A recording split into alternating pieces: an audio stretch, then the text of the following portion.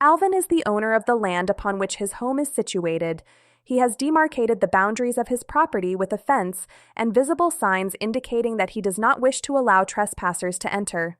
Alvin's property is located at the midpoint between Beto's residence and the city. Beto exercises caution and respect for Alvin's property by avoiding crossing it. We will assume that there is no social interest in allowing others to enter Alvin's property. All participants are competent adults, well-informed, capable of acting rationally, and free from undue pressure. In a non-conflictual relationship, Alvin's right to exclude others from his property is opposed to Beto's no right to enter the property. The absence of controversy in the procedural sense has led some authors to argue that this is not a true Jural relationship. However, this approach obscures a more complex scheme. This relationship is characterized by a combination of ethical and legal components. The owner's right of defense is correlated with the duty of non-interference by others. As stated by Kant, "Can I declare, by word or deed, I will that something external is to be mine, I thereby declare that everyone else is under obligation to refrain from using that object of my choice." Hofeld recognized that the structure of certain rights of freedom corresponds to in rem rights. Feinberg has demonstrated that, akin to property rights, rights of freedom function as rights of defense against duties of non-interference. They mediate correlation between the prima facie right to defense and the prima facie social duty of all to refrain from interference stems from the principle of reciprocity. Pufendorf refers to the reciprocal duties of each man towards each other. What one man may rightfully demand or expect from another, the same is due to others also, circumstances being alike, from him.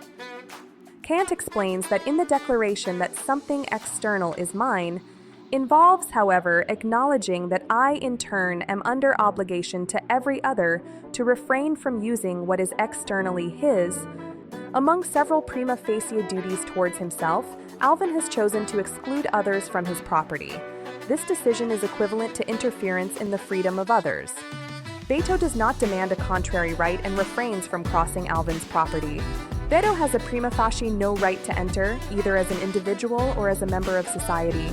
This means he has a prima facie no right of defense against Alvin's intervention.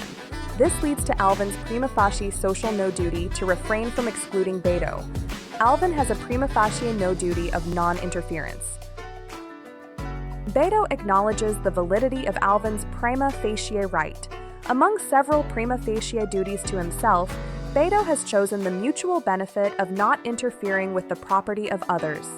On the other hand, Alvin asserts that society should respect his decision. As a result of his internal process of self-regulation, Alvin has the prima facie right to defend his own ends. As a member of civilized society, Beto has a prima facie social duty to refrain from interfering with the property of others. He has a prima facie duty of non-interference. There is no conflict of duties. Alvin's prima facie duty to himself to exclude is opposed by a prima facie social no duty not to exclude. Beto's prima facie duty towards himself not to enter is opposed by a prima facie social duty not to enter. The same is true for Beto's prima facie no right to enter and Alvin's prima facie social no duty to refrain from excluding Beto. There is no conflict of rights. As a result, we can affirm a mediated correlative relationship between Alvin's prima facie right of defense and Beto's prima facie social duty of non-interference. This same scheme would apply in reverse.